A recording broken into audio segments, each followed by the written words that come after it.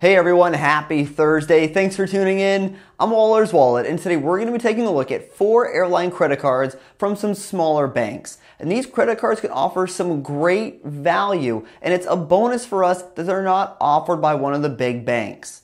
And these credit cards could be a good option for someone in the mid to late game, and that's because you want to make sure you want to get your cards in order from the other banks first. But once you get beyond Chase's 524 rule or Barclays 624 rule and even other banks like American Express, then I would consider applying for one of these cards.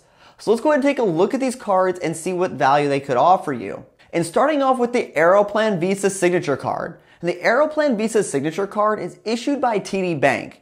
And this credit card comes with a 25,000 point bonus after you spend $1,000 in the first 90 days. And while 25,000 miles isn't necessarily a great sign-up bonus, for those of you who saw my live demonstration where I mentioned Aeroplan, for 25,000 miles, you can actually visit 2 cities in the US because they allow a domestic stopover. But for international travel, 25,000 points isn't really going to get you too far. The Aeroplan credit card earns 2 miles per dollar spent on Air Canada purchases and 1 mile per dollar everywhere else. And Aeroplan is a transfer partner of Membership Rewards and Capital One, so I don't think their co-branded credit card is a great card for daily spend.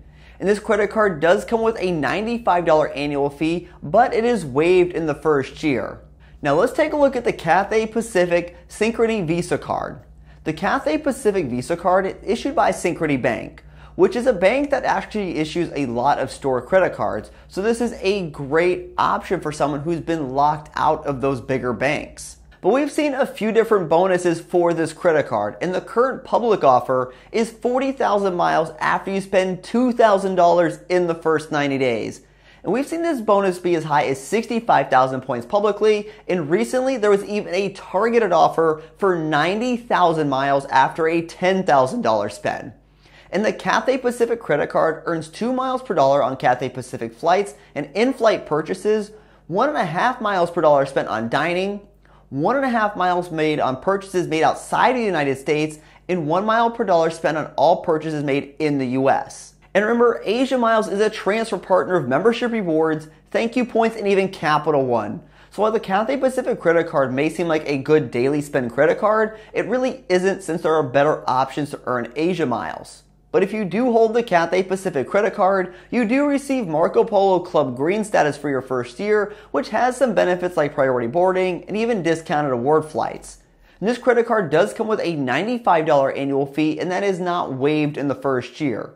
And the last 2 credit cards we're going to take a look at are for Avianca, and both of these credit cards are issued by, I think it's pronounced, Banco Popular de Puerto Rico. And I did do a demonstration video on booking award flights with Life Miles, and I think Life Miles are a pretty solid option for Star Alliance flights. So if you're looking to see how to get more value out of your Life Miles, check out the video. I'll put it in the description below. And something you do want to keep in mind though is that Life Miles is not a perfect program. But Avianca did just update their website, which I found it to be a little bit better than the previous site, although it's still a little glitchy. And one of the great things about Life Miles is that they don't pass on fuel surcharges to their customers, which I think is a great money saver.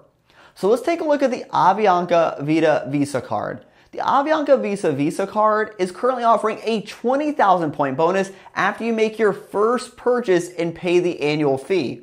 And we've seen this offer be as high as 40,000 points after you make your first purchase in the past as well. And the Vida Visa card does come with a $59 annual fee, which it is not waived in the first year.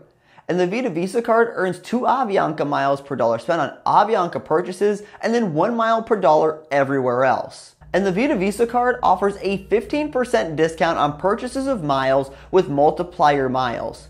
And I'll have to say, I think this is the least impressive of the 2 Avianca cards. But if you can snag that 40,000 mile offer, that is enough for a round trip ticket from the US 1 zone to Europe 1.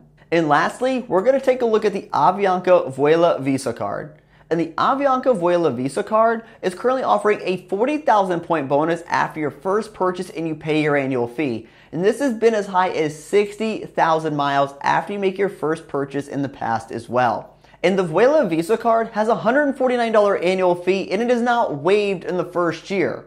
And the Vuela Visa card earns 3 miles per dollar on all Avianca purchases, 2 miles per dollar on gas and grocery purchases, and then 1 mile per dollar everywhere else. And the Vuela Visa card comes with better benefits such as no foreign transaction fees, and when you spend $12,000 in a calendar year, you're also going to receive a one-time 50% discount on award flights from the US to Central America or even Colombia.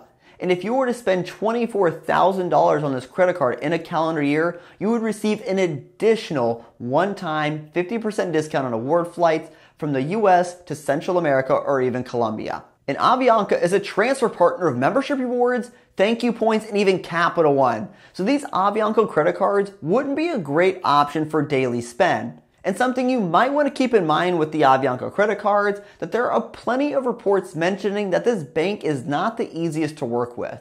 So while we see Chase, American Express, Citi, and even cards from Bank of America gather more attention for their co-branded credit cards, these 4 airline credit cards can offer some pretty solid value and can really help you reduce your overall travel costs.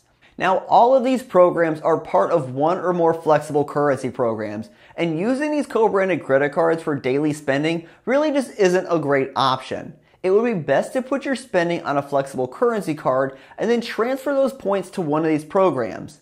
And if you're newer to the credit card game, I would wait on these cards since there are cards you really should focus on first. But once you reach that mid to late game, I would definitely look to take advantage of these cards, but have a destination in mind. Because airline specific miles, while they're great, if that program were to devalue, it's going to take you more miles in order to book your reward flight. But all of these credit cards have their place and could really help you reduce your travel costs. So tell me, have you considered opening one of these credit cards? Hey everyone, thanks for tuning in this week. If you liked this video, consider giving it a thumbs up. Or if you know somebody who might benefit from this video, feel free to share it with them. And if you want to help support the channel, a simple way would be to use the links on the website or even the description below. And remember, I post new videos every Thursday. So if you like learning about credit cards, points, miles, cash back, or just flat out traveling for less, consider that subscribe button down below. And I'll see you all next week. Safe travels and take care.